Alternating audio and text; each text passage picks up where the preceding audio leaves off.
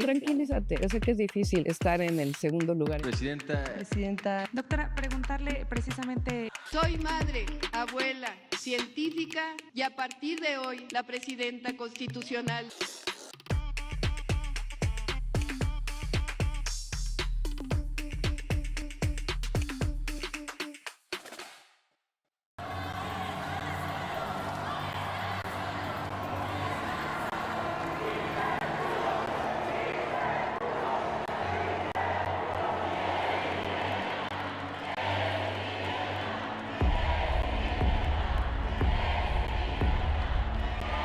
Aquí en este impresionante mural de Diego Rivera que narra la historia de México, quiero hacer con ustedes una reflexión.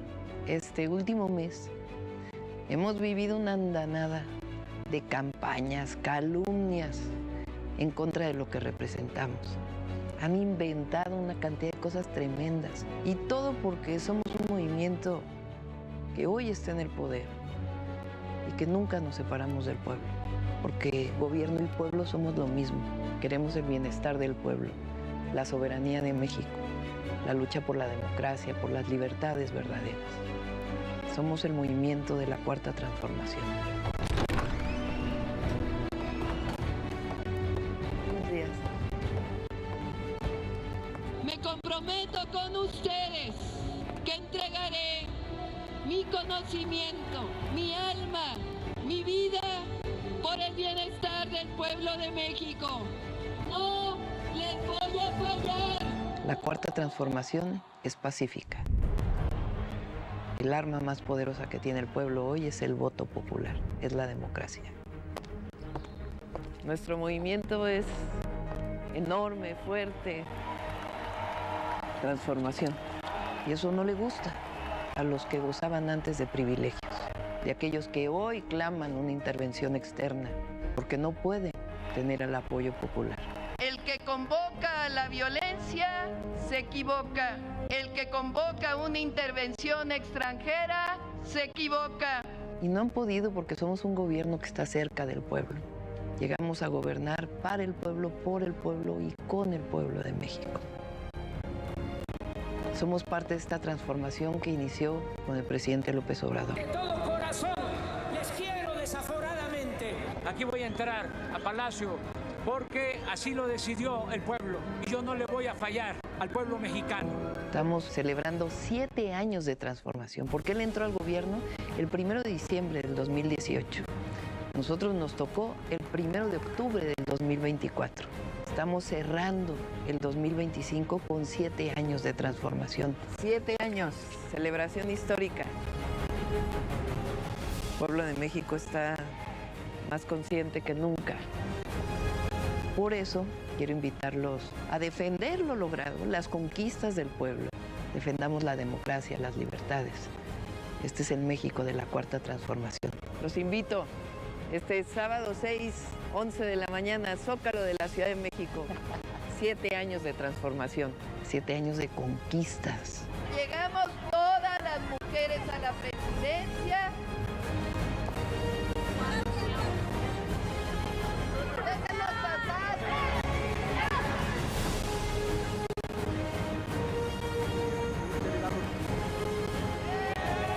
Nos vemos este 6 de diciembre a celebrar 7 años de transformación y a nunca olvidar lo que ha sido nuestra historia, nuestros héroes y heroínas que nos dieron patria y hoy junto con ustedes seguimos construyendo patria.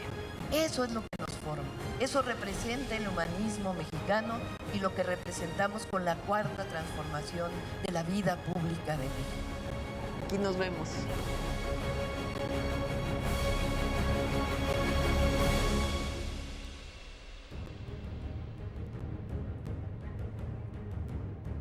Muy buenos días, allí estábamos escuchando el video que presentaron el día de hoy en la conferencia matutina, esta invitación para el sábado 6 de diciembre, precisamente a esta concentración que será en el Zócalo de la Ciudad de México. Pero bueno, la presidenta Sheinbaum también dio su conferencia matutina, como lo hace casi todos los días desde Palacio Nacional. Estuvo presente el general Gustavo Vallejo, general de ingenieros del aeropuerto Felipe Ángeles, estuvo presente Andrés Lajuz, titular de la Agencia de Transportes Ferroviarios, Jesús Esteva, secretario de Infraestructura, de Comunicaciones y Transportes, y Efraín Morales, director de la Conagua. Se platicó sobre los paquetes turísticos que habrá para el Tren Maya durante este periodo vacacional que está próximo a comenzar. Se habló sobre los números de Mexicana de Aviación, esta aerolínea que es controlada por el Estado mexicano y que ya está ofertando una gran cantidad de servicios. Si usted tiene ahí un viaje pendiente, si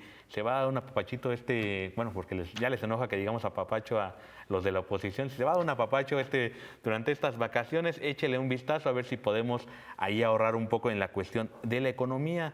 Precisamente el director de la Conagua también estuvo hablando sobre el tema de la aprobación de la ley en materia de aguas que se dio apenas el día de ayer en la Cámara de Senadores. Precisamente se dedicó a deslindar todas estas mentiras que se han estado diciendo a lo largo de esta semana. La verdad que es muy interesante. Más adelante vamos a estar discutiendo sobre el tema. También Ernestina Godoy, nueva fiscal general de la República. El día de ayer también, en un momento histórico, Ernestina Godoy asumió el cargo de la Fiscalía General de la República con 97 votos a favor. La verdad que esperemos que haga un gran trabajo. Un poquito más adelante vamos a estar hablando sobre algunas de las cosas en su trayectoria, sobre algunas de las cosas que estuvo mencionando el día de ayer, cuáles van a ser los ejes de trabajo que tiene como nueva fiscal de México. Se platicó sobre el viaje de la presidenta Sheinbaum a Estados Unidos. Precisamente el día de hoy parte de la Ciudad de México en un aeropuerto, en un avión de la Sedena para estar ahí por la tarde-noche. Dormirá en Washington y el día de mañana tendrá este evento de la Copa Mundialista, donde previamente va a tener una reunión con el presidente Donald Trump y el primer ministro Mark Carney. Realmente el evento protocolario de la FIFA pues es muy corto, como lo dijo la presidenta, y más tarde va a estar sosteniendo algunos encuentros con nuestros paisanos allá en Estados Unidos, algunas organizaciones de migrantes en la ciudad de Washington, para posteriormente regresar a la capital del país y estar lista para el evento del día sábado, que se dará en torno a las 11 de la mañana. Ya sabe que siempre esas cosas empiezan un poquito más tarde, pero de todos modos, tome precauciones si usted va a estar por ahí dándose una vuelta. Pero bueno, sobre estos temas y muchos más estuvieron platicando. También hoy fue como el día donde todo el mundo quiso dar su sección, no las dan toda la semana y se acumulan el día de hoy. Precisamente el día de hoy tuvimos conferencia matutina desde Casa Michoacán, ahí con el gobernador Alfredo Ramírez Bedoya. También tuvimos la cápsula del detector de mentiras y, como ya es clásico, el jueves de mujeres en la historia.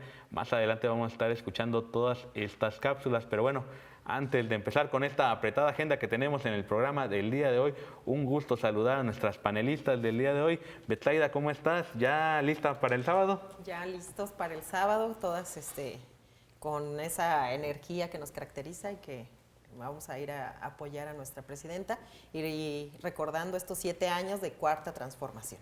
Y digo, ya también empieza el periodo vacacional, Aurora. Lo cierto es que lo que presentan el día de hoy es bastante interesante. ¿Cómo estás, Aurora? Muy bien, Rafita, pero la 4T no descansa. Exactamente. Y estamos listos y bien puestos para estar el sábado acompañando a la presidenta. Exacto, es algo bastante importante. Antes de empezar los temas, vamos a ir a escuchar qué se dijo el día de hoy desde Casa Michoacán en esta mañanera del gobernador, que se tocaban algunos temas de seguridad. Vamos con nuestra compañera Mónica para que nos cuente qué sucedió esta mañana.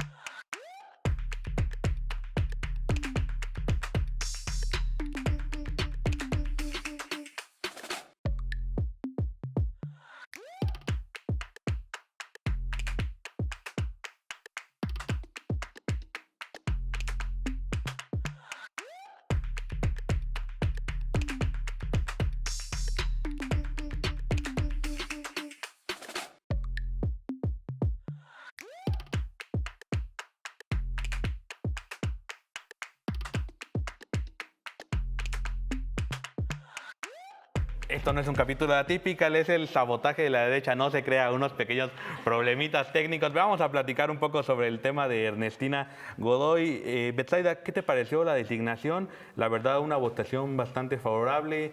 La nueva fiscal da unos ejes bastante claros, una justicia con perspectiva de género, cero impunidad y no a la persecución política desde la fiscalía. ¿Qué opiniones te merece la nueva designación de Ernestina Godoy, Betsa? Creo que era un tema esperado para muchos mexicanos, ya que Omar García Harfuch en Ciudad de México y ella habían hecho una muy buena dupla. Entonces, el que la designen a ella creo que es una muy buena señal, sobre todo para los temas de seguridad que están comprometidos dentro de la 4T y dentro de los planes de la presidenta Sheinbaum. Entonces, el hacer nuevamente esta dupla, yo creo que genera esa estabilidad y esa percepción de que los temas de verdad van a salir, porque desgraciadamente el anterior fiscal había dejado muchos encarpetados y tenía, la verdad, muchos vicios.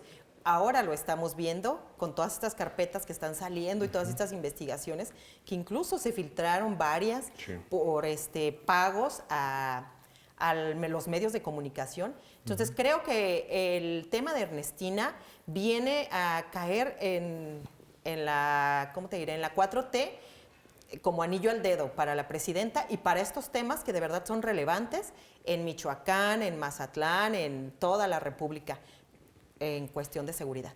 Aurora, yo la verdad, y ya lo rescataba Betsa, Ernestina dio muy buenos números cuando estuvo en la Ciudad de México, especialmente en un momento muy complejo para la Ciudad de México. Hubo un repunte del tema del crimen organizado que no se había visto en la Ciudad de México. Generalmente siempre las preocupaciones del habitante de la capital eran más temas de seguridad comunes, como el tema del asalto, los secuestros, ese tipo de situaciones.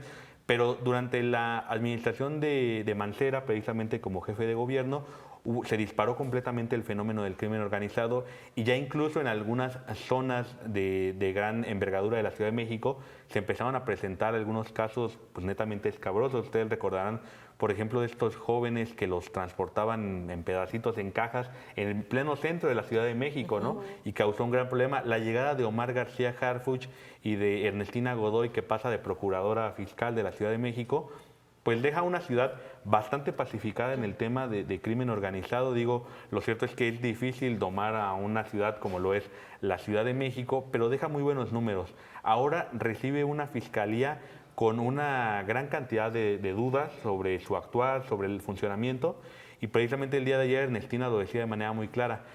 El núcleo o el eje rector del gobierno federal es la investigación y la eficiencia. La inteligencia es la base para poder hacer cualquier cosa. El día de ayer anuncia que va a seguir esta misma línea. Entonces, ¿qué podemos esperar de Ernestina Godoy como nueva fiscal? Lo cierto es que en algún momento le hicieron algunas imputaciones bastante serias. Todavía recordamos el caso cuando no es ratificada como fiscal precisamente por el Congreso de la Ciudad de México. Entonces, hoy día llega con un reto difícil, con una fiscalía que ha sido muy gris durante la gestión de Alejandro Gertz Manero, y hoy en día es la primera fiscal mujer en la historia de este país. Entonces, ¿qué reto se encuentra Ernestina ahora al volverse la nueva titular del máximo órgano de justicia del país, Aurora? Pues mira, de entrada es un relevo necesario, que ya era sumamente importante hacer, necesario para retomar todos estos pendientes que tiene la 4T en el tema de justicia. En el tema de la nueva fiscal, la verdad es que se espera mucho de ella. Hizo un gran papel en la Ciudad de México, ya es conocida incluso en algunos grupos políticos, se le ha dado ya el mote de la fiscal de hierro, porque pues este personaje ha sido muy difícil de corromper, ha sido dura, ha sido justa, ha sido muy emblemática de la 4T. Y efectivamente redujo mucho el índice de delitos en la Ciudad de México, en una ciudad densamente poblada de la que difícilmente se esperaría que bajase precisamente por este número de habitantes que tiene, con el que cuenta la Ciudad de México. Es un reto muy, muy grande y que aún así lo pudo asumir de manera sumamente muy apropiada, dignamente. Y que bueno, en mancuerna con Omar García Harfuch y con toda esta estrategia que se está implementando en el país, era obligado cambiar el fiscal, era muy necesario y de verdad que se espera, hay mucha esperanza, muchas proyecciones, se espera mucho del trabajo de la fiscal. No creo que, de verdad no creo que haya margen de error, no creo que haya que le quede grande el espacio. De verdad que la fiscal, la ahora fiscal, siempre se ha caracterizado por ser una mujer de retos. Y de verdad que ahora, al ser la primera mujer en ocupar un cargo de esta magnitud, pues no tiene, como lo dijo en su momento el presidente López Obrador, no tiene derecho a fallar. Exactamente, porque yo creo que especialmente no es un puesto donde uno pueda llegar a aprender. Uno no puede nada más llegar y decir, pues vine a ver cómo está la cosa, ¿no? Tiene que ser alguien de probada experiencia y de un gran temple, y creo que al final Ernestina cumple con esas dos cosas. Digo, al final los números que arroja precisamente como fiscal son muy buenos. Es una mujer con una trayectoria en la administración pública y especialmente en la impartición de justicia, con una ya cantidad de años bastante considerable a sus espaldas. Entonces lo cierto es que tenemos buenos visos para ello. Entonces yo creo que, como en todos casos, hay que dar pues el privilegio de la duda, pero de todos modos hay que mantenernos pues constantes en revisar y en juzgar, porque precisamente si algo ha revelado los problemas que ha atravesado, por ejemplo, un estado como el de Michoacán en temas de procuración de justicia, lo cierto es que hay un buen aliado dentro de la Fiscalía, como lo ha sido aquí el fiscal Carlos Torres Piña. Ha tenido muy buena coordinación con el gobernador Alfredo Ramírez Bedoya, pero lo cierto es que faltaba todavía ese paso con la Fiscalía de la República. Esperemos que ahora ya con Ernestina en el cargo, pues de hecho, luego en cuanto ella llegó, cuando aún era encargada nada más de despacho, empezó a hacer algunos cambios importantes. Cambió al titular de la Fiscalía Especializada en Delincuencia Organizada, cambió un par más de titulares de algunas áreas clave, también inteligencia financiera. Creo que entonces lo que puede hacer en ese rubro pues va a ser muy importante. Y bueno, ahora sí ya corregimos el error que estábamos teniendo. Vamos a escuchar ahora sí a nuestra amiga Mónica, que nos va a comentar qué se habló precisamente en temas de seguridad ahí desde Casa Michoacán.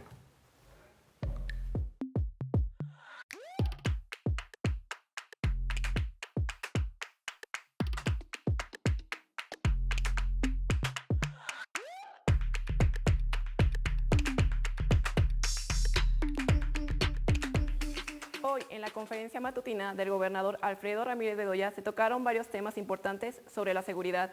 El primer tema lo tocó Carlos Torres Piña sobre una disminución de los feminicidios y los homicidios de un 40%. También habló del caso del alcalde Carlos Manzo, donde se hicieron 274 diligencias y los detenidos responsables también, que llevan un proceso correspondiente cada uno de ellos. El otro tema del que se habló son sobre los resultados y alcances de los operativos en este mes de noviembre, donde el secretario de Seguridad Pública, José Antonio Torres, detalló los avances importantes sobre el impacto de la estrategia y del territorio, donde hubo un descenso en comparación al 2021 a este año, ya que en el 2021 hubo 259 casos y en este año solamente 60. Esto nos posiciona como el segundo estado que nos pone por debajo del top 10, con una disminución del 76.83%.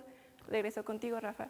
La verdad, Moni, lo cierto es que de repente se habló mucho en los medios de comunicación sobre el problema de la seguridad en Michoacán, pero cuando vemos estos números nos damos cuenta que sí ha habido un trabajo previo. Es cierto que al final, siempre como decía el expresidente López Obrador, tomar la curva de homicidios es sumamente complejo, pero estamos viendo un avance relativo y más que nada a largo plazo del tema de la seguridad, ¿o no, Moni? Sí, de hecho ha sido un cambio significativo y esto es gracias a todos los programas que se han implementado y podemos notar los cambios que se han dado y también pues para que todos nos sintamos seguros también.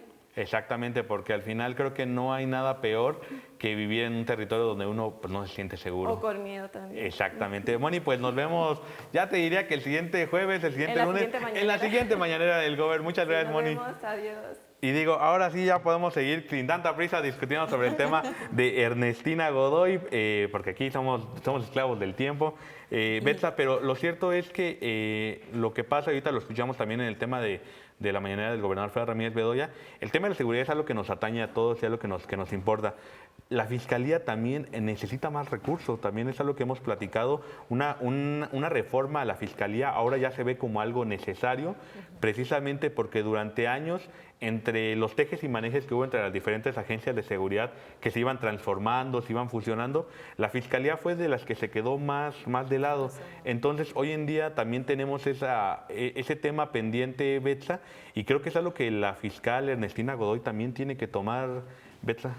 Sí, pues con estos temas tan relevantes que tenemos de la seguridad y tantas carpetas de investigación que están ahí sujetas a que se muevan, pues imagínate, un ministerio público con 500 carpetas a su cargo, no le da la vida, no le da la vida, y sí necesitan mayor capacitación, mayor personal y sobre todo policías de investigación dedicados a eso, a la investigación y no a corromperse como lo veíamos anteriormente, y que vayan y estén dentro de estos cateos, pues robando a la ciudadanía o haciendo otras cosas. Yo creo que esta transformación era necesaria, sobre todo para la ciudadanía, porque la percepción para uno ir a denunciar era de que nadie quería hacerlo, porque incluso se tenía la duda de si de verdad ellos incluso estaban corrompidos, ¿no?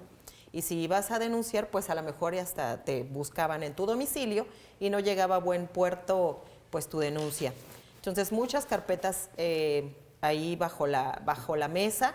Igual Gertz Manero, pues lo vimos en la federal, los casos de Ayotzinapa y algunos otros que eran trascendentes y que estaban comprometidos desde el gobierno de Andrés Manuel López Obrador, pues quedaron ahí en el rezago.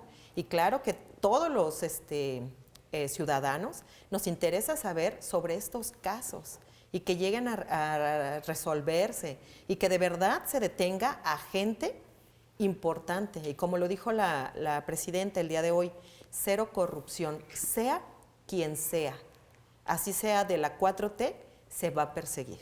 Entonces, yo creo que el tema de Ernestina, el llegar, es una muy buena señal para la 4T. Y tiene retos fuertes, Aurora. Por ejemplo, ahorita estaba analizando algunos datos que se había dado por parte de la Encuesta Nacional de Victimización y Percepción sobre la Seguridad en México, que en su edición del 2023 precisamente hace un balance sobre el periodo en que Ernestina Godoy se hace cargo de la Ciudad de México. Y, por ejemplo, sí notamos una disminución bastante considerable en el tema de los delitos de alto, mediano y bajo impacto.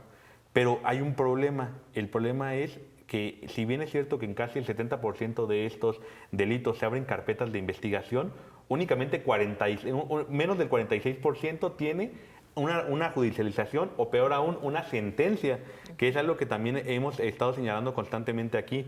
El problema es que no sirve que agarres a demasiadas personas si al final del día los procesos no se van a continuar. Creo que es algo súper fundamental en la justicia, y que de repente, si no se dotan de las herramientas adecuadas, del personal, del recurso, porque ya lo decía Betsa, o sea, de nada sirve que a un fiscal se le atribuyan de carpetas si no van a llevar a resolución ninguna. O sea, es un reto importante. Ella ya le tocó vivirlo. Iba a decir que en miniatura, pero digo, la Ciudad de México no es ninguna miniatura. Sí, claro. Digo, es el equivalente a la población de casi 8 estados de la República. Pero ahora le toca que la situación es muy parecida en todos los estados. Digo, lo cierto es que hay una problemática donde la no judicialización ha sido un impedimento para el tema de la justicia. Digo, afortunadamente ahí en la Ciudad de México hicieron muy buena dupla con García Harfuch. Hoy en día le toca otra vez encontrárselo casi en las mismas posiciones, pero a nivel nacional. Sí. Entonces, Aurora, también hay que empezar a cuestionar este tema en la impartición de justicia, que de nada sirve que se den grandes detenciones si también la parte judicial va a parar el tema o por la sobresaturación o incluso la corrupción de muchos agentes de la Fiscalía. De repente las carpetas no van a llegar a buen puerto, Aurora. Exactamente. Pues mira, hay mucho que hacer todavía, pero de entrada la llegada de Ernestina como fiscal de México, de la República, es un avance, porque hay mucho que hacer en el tema de justicia. De entrada hay que corregir los protocolos de actuación desde los más bajos mandos hasta los mayores. Sí. De cómo se actúa para la detención de los casos, que cómo se integran las carpetas de investigación, que no haya, porque a veces es el amañamiento desde los policías hasta los altos mandos en malintegrar carpetas de investigación precisamente para que no procedan y para que sean desechadas y que los delincuentes puedan salir libres o incluso no sean detenidos. Pero también la opacidad y la corrupción que hay en todas las líneas de mando de la Fiscalía, también tiene que ver con un mal manejo en los sueldos, en las prestaciones, en la capacitación de los policías.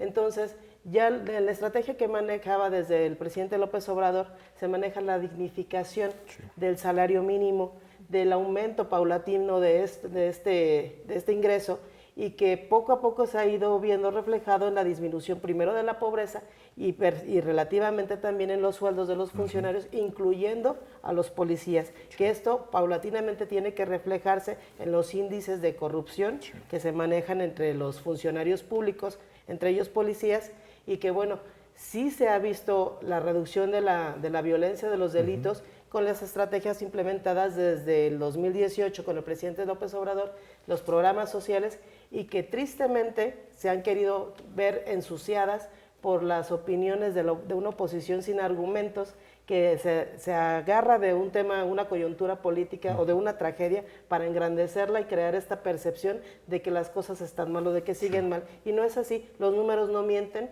las incidencias van a la baja, los programas y la estrategia están funcionando. Ahora hay que reconstruir todo este sistema fiscal que por años ha sido ensuciado y ha sido corrompido, y bueno, pues hay mucho trabajo que hacer en ello. Se tiene que crear un culto a la legalidad, porque creo que es algo que de repente parecerá como muy simple o parecerá muy simplón decirlo. Por ejemplo, hoy en día hay mucho meme de internet que, por ejemplo, cuando hay un tema y la presidenta dice, bueno, vamos a investigarlo y vamos a abrir una carpeta.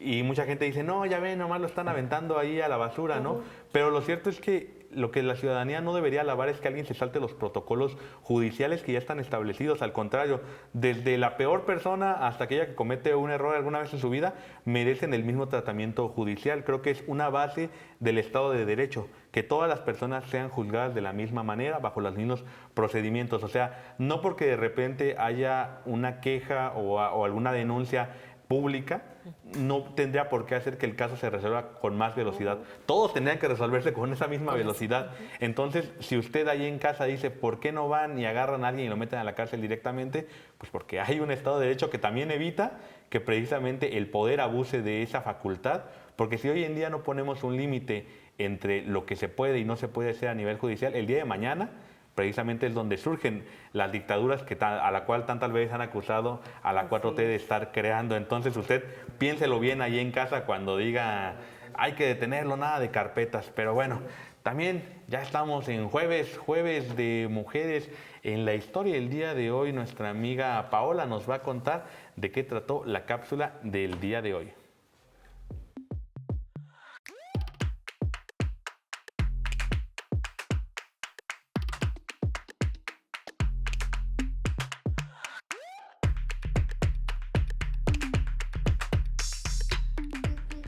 Hoy en Jueves de Mujeres a través de la historia, aprovechando la ya próxima a comenzar 23ª edición del Mundial de Fútbol, hablaremos sobre las mujeres futbolistas y deportistas de las cuales no se habla y cuya historia ha sido invisibilizada mucho tiempo.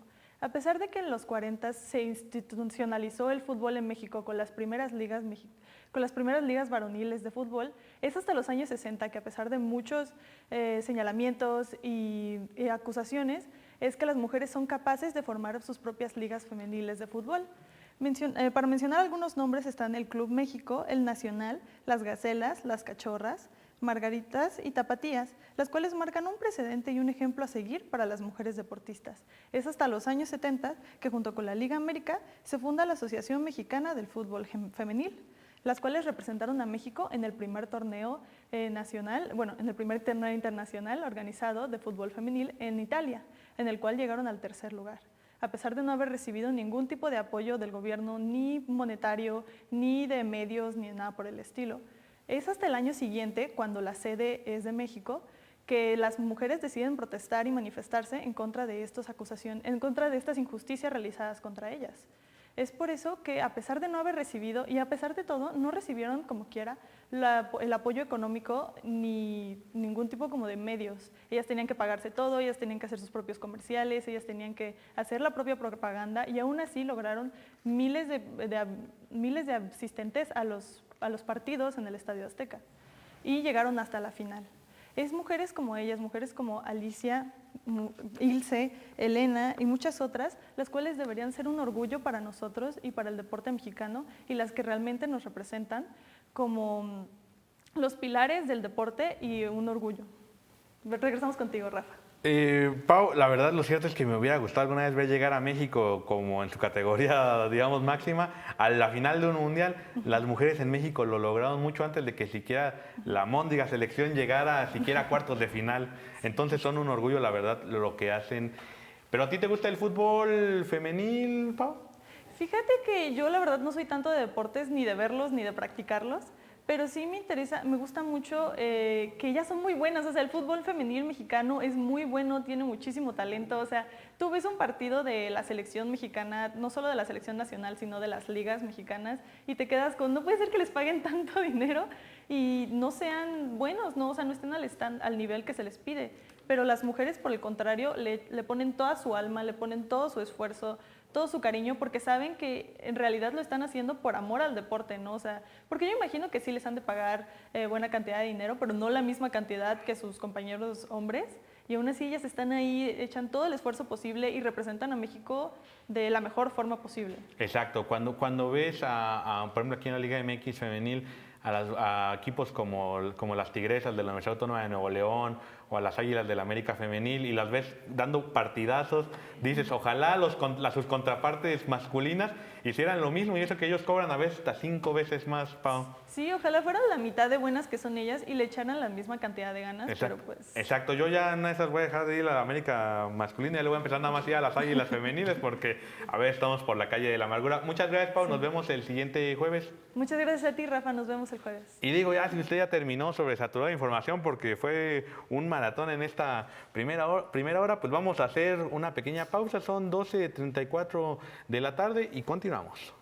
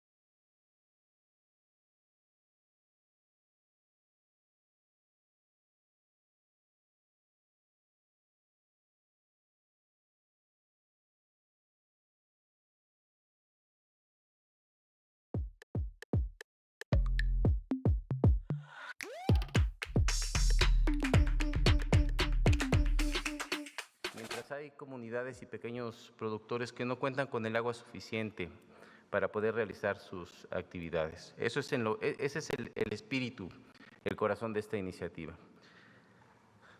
Y también me parece oportuno poder aclarar una serie de mentiras que han estado circulando en redes, que han sido impulsadas, sobre todo en el debate, para querer desinformar, para querer generar miedo e incertidumbre entre nuestros productores, sobre todo. ¿Cuáles son esas mentiras que se han dicho y que me gustaría aclarar el día de hoy? No voy a poder heredar mi terreno con un título de concesión. Falso. Es un tema totalmente falso. El día de ayer quedó puntualizado y ha sido especificado punto a punto en la ley. Esto es producto del diálogo que se ha tenido con productores, que nos ha ayudado a enriquecer esta iniciativa. Otra de las mentiras que se señalan es que en el caso de que yo quiera vender una propiedad, que la Conagua ya no va a permitirme venderla con el título de concesión. Falso. Está totalmente garantizado en la iniciativa que cuando se vende una propiedad, se vende con el título de concesión. Sería ridículo pensar que se puede vender una propiedad sin agua, por ejemplo, una parcela, pues no valdría prácticamente nada. Y esto ha quedado especificado en la ley, así se votó el día de ayer. Que se criminaliza a los productores porque se establecen sanciones para quien traslade agua, para quien realice un bordo, para quien tome un poco de agua del río para poder terminar con el riego de sus cultivos. Falso. Lo que se establece en la ley es un castigo para quienes han abusado, sobre todo cuando han tenido poder político o poder económico. El caso más emblemático tal vez es el del exgobernador Duarte, que se mandó a construir una presa para retener 700,000 metros cúbicos de agua, perjudicando a las comunidades aguas abajo, que no cuentan con agua suficiente para realizar sus actividades más elementales o que no contaban con agua suficiente para poder llevar a cabo sus actividades agropecuarias. Esto además perjudicó también en la presa de La Boquilla, que causó un conflicto muy complejo en años anteriores. Entonces, lo que está sancionándose es este tipo de abusos. Al pequeño productor no se le castiga, sí lo contempla la iniciativa. Se establece que cuando se trata de actividades agropecuarias familiares, que prácticamente no se establece ningún tipo de sanción. Otra mentira que se ha generado es que si transportas agua en pipas, te va a sancionar la Conagua, que el productor ya no va a poder trasladar agua de un lugar a otro en sus propias tierras, porque entonces vas a recibir una sanción y la Conagua los va a meter a la cárcel. Falso, nada más falso que eso. Lo que se está planteando entre los delitos es combatir el robo de agua. Es que estas personas que a sabiendas de que están extrayendo agua de manera ilegal, que se la están robando, que la están trasladando y que además tienen el fin de lucro, que la quieren usar para venderla. Eso es lo que eso es lo que establece la nueva ley.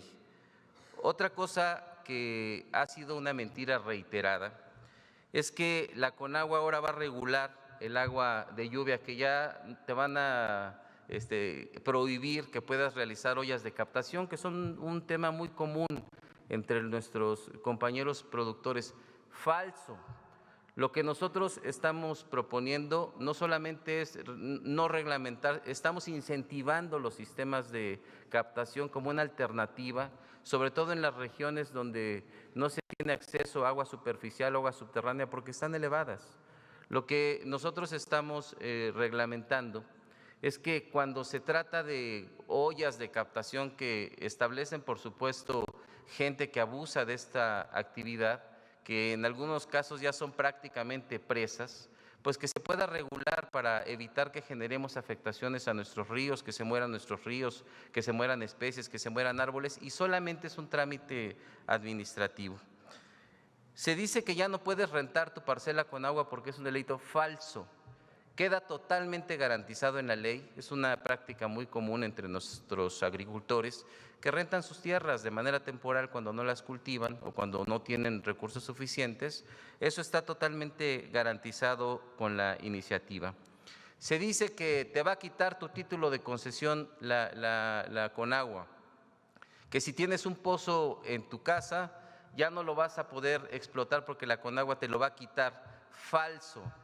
Eso es todos los derechos, absolutamente todos los derechos, todo el que hoy tiene una concesión tiene garantizados y salvaguardados. Ahí teníamos a Efraín Morales platicando un poco sobre el tema de estas mentiras que se han dicho en torno a la reforma de aguas que se dio a nivel federal. Apenas el día de ayer se aprobó en la Cámara de Legisladores y precisamente el día de hoy únicamente ya se le están dando los últimos retoques a algunos artículos en particular, pero ya en lo general fue aprobada dicha modificación. Aurora, pero lo cierto es que se ha hablado mucho y sé que mucha gente genuinamente salió a manifestarse a las carreteras, a apoyar estas tomas carreteras, porque se le invirtió una gran cantidad de dinero, una campaña negra en contra de esta legislación. Algunas cosas eran muy claras, por ejemplo, el tema de poder heredar las concesiones. Al final la tierra es algo que muchas veces es muy familiar, se hereda de generación en generación, entonces cuando se dijo falsamente que ya no se iba a poder heredar las concesiones, pues hoy tiene que salir Efraín Morales y decir, no, cuando es un tema familiar se pueden heredar sin ningún problema, generación con generación. Y lo más claro que dice es, casi todas las reformas que se hicieron fue para evitar la mercantilización del agua. Pero ojo, mercantilización a nivel gran escala, porque obviamente el pequeño productor, el mediano productor, sigue cubierto bajo todos los esquemas que da la Constitución. Precisamente el día de hoy decía, todas las protecciones, todas las garantías que te ofrece una concesión de agua se mantienen. Entonces creo que también el hecho de que salga a decir estas 7 mentiras, a contradecirlas, creo que también le da mucha certeza a nuestros agricultores, que de por sí tienen una situación complicada por el tema de los precios internacionales, por los coyotes, por las empresas que luego son muy rapaces al momento de captar lo que produce la tierra, pero el día de hoy se les ofrece una garantía. La ley protege a los pequeños productores y a los grandes lo único que se les pide es no infrinjan la ley. Aurora. Pues mira, yo creo que sí ha habido un pequeño error en la comunicación de la presidencia, porque a respuesta de esta gran inversión que se hizo en una campaña de difusión malamente enfocada, de desinformación, sí tuvo que haber una estrategia de comunicación en la que se informara de estas reformas en tiempo y forma a la ciudadanía y sobre todo a los principales involucrados, que son los agricultores. Sí, yo percibo que debió haberse mejorado la estrategia de comunicación, no sobreconfiar en el buen actuar o en las reformas, en los beneficios que esas reformas van a manifestar, sino comunicarlo apropiadamente en tiempo y forma. ¿Qué me parece legítima la lucha de los campesinos, la manifestación, la libre manifestación, porque ha sido un sector históricamente vulnerado, históricamente rezagado, que pocas veces se le ha prestado atención.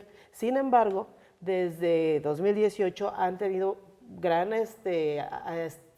atención del gobierno federal, como nunca se les han invertido en programas sociales, en precios de garantía, en fertilizantes, en apoyo al campo. Se quitó mal llamado apoyo al campo que tenían solo algunos, el llamado Procampo, que muchos ya ni siquiera tenían las tierras y lo seguían cobrando. Perdón.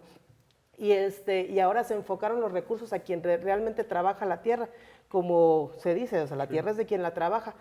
Pero desgraciadamente estas vulnerabilidades que tiene el campo, muchos acaparadores las han utilizado para ensuciar o para abanderar temas que no les corresponden, como es el caso de este sector empresarial de abolengo, que es históricamente conocido por ser acaparadores de agua y de productos, y que ahora salen a la calle a manifestarse y decir que son campesinos. Bueno, pues que se las compre quien no los conozca, porque es un grupo que ya conocemos y el apellido es ampliamente sonado, y tiene una historia no muy buena, en el que las reformas hacia el tema del agua es un tema que nos compete a todos. O sea, las guerras que vienen próximamente no van a ser por tierras o por riqueza, va a ser por el agua, por el uso del agua.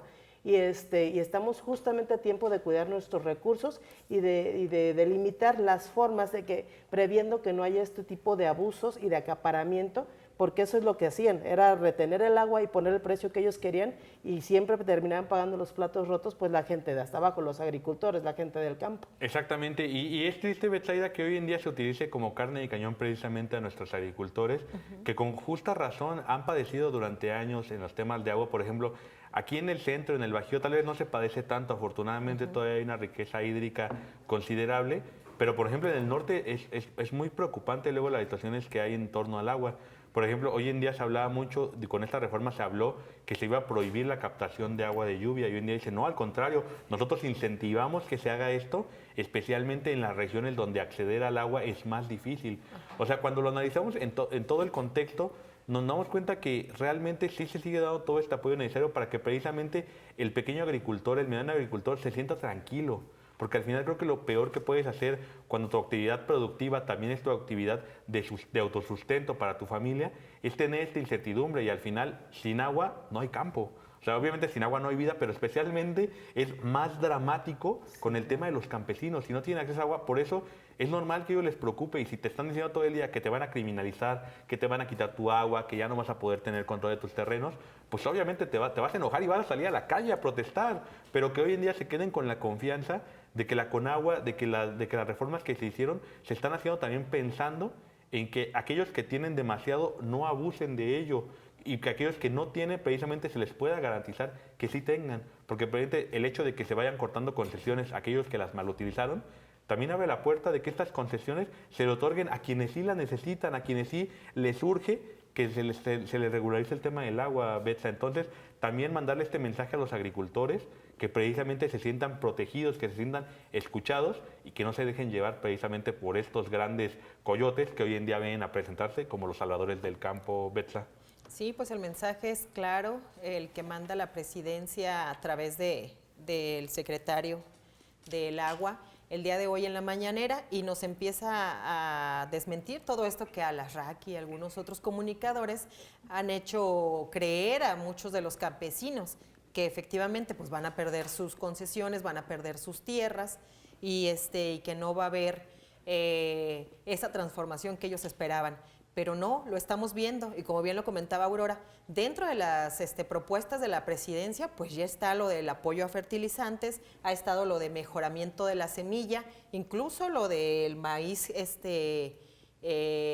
oriundo de las partes, ¿no? A la protección, ¿para qué? Para evitar todos esos granos que vienen de Estados Unidos y que a lo mejor sí se producen de manera más rápida, pero dice la presidencia, no vamos a generar que toda esta industria del campo se genere desde la raíz de lo mexicano, ¿no? Y esto del agua, pues viene a colación. ¿Por qué? Porque efectivamente, como ahorita bien ustedes lo comentaban, lo que se quiere evitar es ese acaparamiento, y que solamente unos, pues, tengan acceso al agua y les tengan que vender a los otros, mientras los de arriba ni siquiera la usan. Entonces, ¿cómo vamos a permitir que este abuso se siga dando dentro de los campos? Y lo hemos visto incluso aquí en Michoacán, ¿no? ¿Quién tiene la concesión? En Morelia del Agua. Para no decir nombres, porque luego dicen que la presidencia maneja mucho el tema de Felipe Calderón, pero pues los Hinojosa, ¿no? Exactamente. Entonces no nos vayamos lejos. Desde ahí viene todo este cúmulo y estas leyes que la presidencia está ahora en el Senado, que se están discutiendo y que fueron sesiones largas, pero que yo creo que van a buen puerto, y hay que garantizarle, como bien lo dices tú, a estos campesinos que no es verdad todo lo que les cuentan. Exactamente, acaparadores no, agua para nuestros campesinos, sí, tan concretamente como eso. Pero bueno, también hablando de mentiras, fue jueves extrañamente de detector de mentiras. Vamos a escuchar a nuestro amigo Tobías Gómez, que nos va a contar qué se dijo en la cápsula del día de hoy.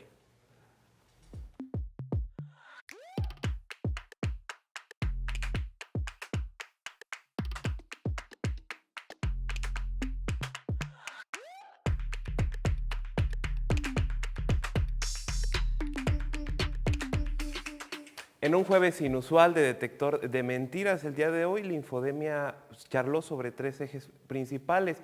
El primero fue las mentiras que se han generado en torno a la reforma a la Ley de Aguas Nacionales. Esto generó una cierta incertidumbre, inclusive entre productores que se manifestaron y propiciaron bloqueos para poder impedir que se llevara a cabo la aprobación de la reforma.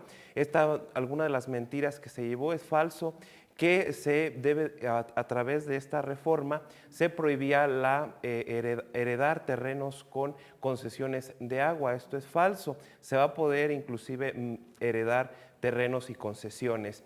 También falso que no se va a poder vender agua y terrenos juntos. Estas concesiones van a seguir cumpliendo y se van a poder vender y heredar. También es falso que se va a criminalizar a los productores que se manifestaron ante esta reforma. De hecho, todas las mesas de diálogo se quedaron abiertas y por supuesto es falso esta criminalización que se le va a dar a los productores. Otra de las mentiras fue la falta de insumos al sector salud. El recurso que se le destinará al Fondo de Salud para el Bienestar. Esto sigue en pie. Algunos de los medios de comunicaciones que señalaron que no iba a tener recurso el Fondo de Salud para el Bienestar. También otra de las mentiras más sobresalientes en la semana fue la cancelación del evento del 6 de diciembre, el aniversario de la Cuarta Transformación en el Zócalo a las 10 de la mañana sigue en pie. Esta y otras mentiras que se pueden seguir a través de las redes de Infodemia MX pueden catalogarse como fuentes oficiales y no dejarse caer en el engaño. Inclusive haciendo un paréntesis, una de las mentiras que se viralizó y que inclusive los productores decían que una de sus inconformidades era precisamente por la tanta infodemia y la distorsión de la información que se daba por fuentes oficiales ante ellos. Inclusive, bueno, una de las mentiras pues, más sobresalientes fue la ley de agua. Regreso contigo, Rafa. Tobías, ¿cuál crees que fue la mentira de la semana? Porque la verdad que son temas bastante pesaditos, algunos más amables que otros, pero ¿cuál consideras tú que fue la mentira más certera de esta semana? Pues sin duda la infodemia que se generó en torno a la reforma a la ley de aguas, que inclusive se decía que se iba a prohibir la captación en terrenos, en lluvias, de la lluvia, y bueno, pues fue una de las mentiras que inclusive generó polémica entre los productores, ¿no?, que se manifestaban y bloqueaban las carreteras. Tú tienes familia que se dedica precisamente al tema del campo, ¿no? Alguna vez creo que me habías comentado, no sé si tuvo alguien más, pero digo, todos tenemos en este país alguien que se dedica a esto. Entonces también para que tú les pases el mensaje de que el agua está garantizada para todos aquellos que trabajan la tierra todavía. Sí, así es. Y bueno, nos vemos el siguiente, bueno, tú siempre estás el lunes, pero hoy nos visitaste de improviso el jueves. Nos vemos el siguiente lunes. Hasta luego, nos vemos en Humanismo Mexicano. Perfecto. Y ya acá se nos acaba el tiempo, pero en un minutito, Betsa, la visita de Claudia Sheinbaum a Estados Unidos para el sorteo del Mundial, esta reunión con Donald Trump. ¿Qué nos espera para esta visita, Betsa? Pues ya nos comentó la presidenta que va a ser una reunión muy breve, pero que van a tratar de tocar el tema del TEMEC. Bueno, con Estados Unidos. Todo el mundo está, yo creo que a la expectativa de esta reunión. No va a ser pública, también se comentó, va a ser una reunión muy privada, pero yo creo que todos estamos a la expectativa de Precisamente. Aurora, ¿tu opinión? Interesantísimo lo que vaya a suceder de esta reunión, pero me genera más expectativa la recepción de los migrantes hermanos que tenemos en Estados Unidos, que van a recibir a la presidenta en este tema, en esta coyuntura sumamente importante por todas las declaraciones que se han venido haciendo de parte de Estados Unidos, y recibir a nuestra presidenta, yo creo que es un apapacho para los hermanos migrantes, y esperemos qué reacciones tiene para... Exactamente, y después también de pues, esta respuesta tan virulenta que ha tenido la política migratoria de Donald Trump, el hecho de recibir a la presidenta en tierras estadounidenses es un mensaje fuerte. Lo cierto es que yo he visto a pocos mandatarios que a partir de la entrada al poder de Donald Trump se hayan presentado a suelo estadounidense a hablar con sus connacionales. Creo que es algo que va a sentar un buen precedente. Vamos a ver ¿Qué sucede con eso? El día de mañana precisamente va a estar presidiendo la conferencia matutina la secretaria de Gobernación, Rosa Isela Rodríguez, mientras la presidenta Sheinbaum nos está representando allá en Estados Unidos. Ahorita nos vamos a ir escuchando brevemente un poquito de las palabras de lo que dijo en torno a su visita a Estados Unidos, pero antes de despedirme de ustedes, muchas gracias, Betsa. Muchas gracias, Rafa, y esperemos las informaciones. Aurora, muchísimas gracias. Un gusto y un privilegio siempre estar con ustedes. Gracias. Y ya sabe, usted ahí en casa tiene la mejor opinión. Tenemos una cita el día de mañana de 12 a 1 de la tarde. Yo soy Rafael Flores. Ya sabe, si hay algo mejor que la mañanera, pues sea por Mañanera del Pueblo. Que tenga una excelente tarde y nos vamos con las palabras de la presidenta.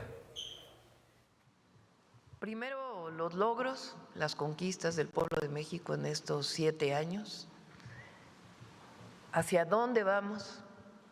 ¿Hacia dónde va la cuarta transformación? ¿Por qué tenemos que seguir luchando? Porque como lo he dicho, no es que nosotros hayamos dejado de luchar. Antes luchábamos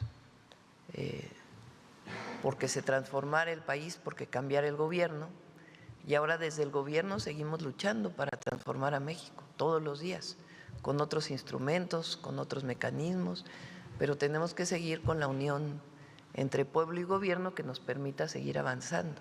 Entonces vamos a hablar de los retos hacia adelante, todo lo que tenemos que seguir avanzando. Hay una disminución de 13.5 millones de mexicanas y mexicanos de la pobreza, pero tenemos que seguir avanzando para que más mexicanos salgan de la pobreza extrema y de la Tranquilízate, yo sé que es difícil estar en el segundo lugar. Presidenta. Doctora, preguntarle precisamente... Soy madre, abuela, científica y a partir de hoy la presidenta constitucional.